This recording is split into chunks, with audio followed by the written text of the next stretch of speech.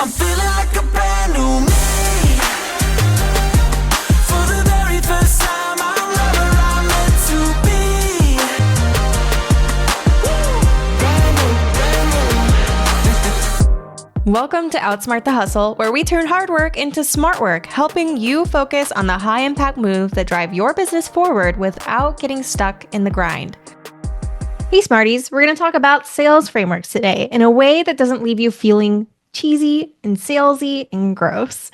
It's going to be on social media as well. I think it's one thing to talk about sales between customer to, the business owner, but how can we utilize our social media to sell for us before we even get to that conversation and closing the deal, right? Because a lot of service-based businesses, you need to be somewhat face-to-face, and maybe that's you haven't even talked to them, but your social media is that face for you. So this is how we're going to do it. We're going to first focus on the problem. So on social media, your top pinned posts, your story highlights should make them problem aware. You got to begin the hooks with things that are common issues or pain points that your ideal clients experience on a day-to-day basis, or just maybe it's just right now. It's a very service niche industry.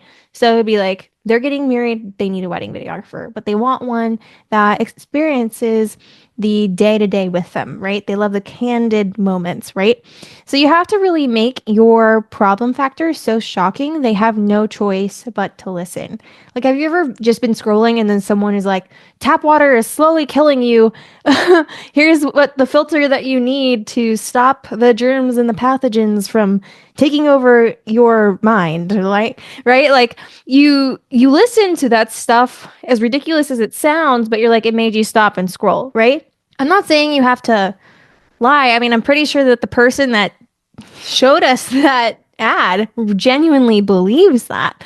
So I guess what makes your niche, your industry, what are the shocking factors about it? If someone doesn't book with you, what happens to them? And make that so wow, so shock that they have no choice but to listen, right? Now you have this opportunity.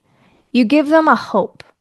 And it's for the villain you kind of just created. But don't introduce your product as the hero. Remember, they are the hero. So let the viewer determine that what your solution is will save the day, right? Just don't guide them toward it directly, but be like, there's this problem. Did you know about it? And then, you have these practical steps, right? You're educating them toward a solution. So if we're using the tap water, for example, you can unpoison your water with a filter. Your filter is going to block all that bacteria out and any cancerous pathogens, whatever adjectives they throw at you. And so your practical steps is really just you've got the viewer hooked. Okay, I'm now aware of this problem, right? How many times have we gone on WebMD, diagnosed ourselves, and now we're just scared? That doesn't help us, right? You don't want to leave them in that WebMD situation where they don't know what to do with this now problem, and now they're left with anxiety. You need to cure the thing you just caused, right?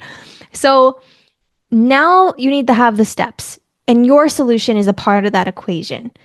So let's use the filtration system, for example. First you need to get your water, and then if you had the filter, let's say you're selling the filter, you'd show the filter, right? So if it's your photography business or your videography business, it shows you working in it. So you would wash out the filter with warm water. Trying to remember what they did in that ad. They unscrewed it from their faucet. They made a tiny little sales pitch of why it was very important with that specific faucet. And then they threw out some testimonials or something about how amazing that faucet was. But then there was some sort of promise afterwards, which is my next step, right? So you tell them that the service or the product saves the day, keeps the city safe, figuratively speaking, and gives them the exact outcome that they dreamed of, and conclude it with solving their problem. So for example, you could say now just flip the water on and you're free to drink as much tap water as you want. Not only is it safe, but it tastes weirdly better. And I think like if we do stuff like that, we give it that wow, that shock factor that makes it just a little bit more enticing than the other guy who just says, I'm a wedding videographer, look at my cool stuff and hire me, right? It's like this is kind of the formula that people that do really well on social media use from what I've observed. So when you have the final product, it's like it reads with the problem, opportunity, practical steps, and promise. So using the water example, be like, you're slowly killing yourself by drinking tap water, germs, pathogens are taking over your blood. You can get unpoisoned though with a filter. And then you need to get your water filter, wash out the warm water, and then unscrew your faucet, replace it. So they're literally teaching you how to do it. And then they're like, just flip the water on. You're free to drink as much as tap water as you want. And all at the same time, they're showing you the brand of the water filter that they're using, but not telling you it's that brand that you need to buy. So they're not telling you buy our filter, but they're showing you you should buy our filter. So in terms of how to do this as a wedding videographer, here is an example for you. You paid thousands for your wedding video. You cried during your vows, your dad gave the best toast of his life, and your partner spun you around on top of a cliff like it was a movie. And now it's gone. Deleted. Most videographers erase all your raw footage after a year, which means the chance to relive those tiny perfect moments is gone forever. But your love story doesn't end at a highlight film. And your memories don't expire after 12 months.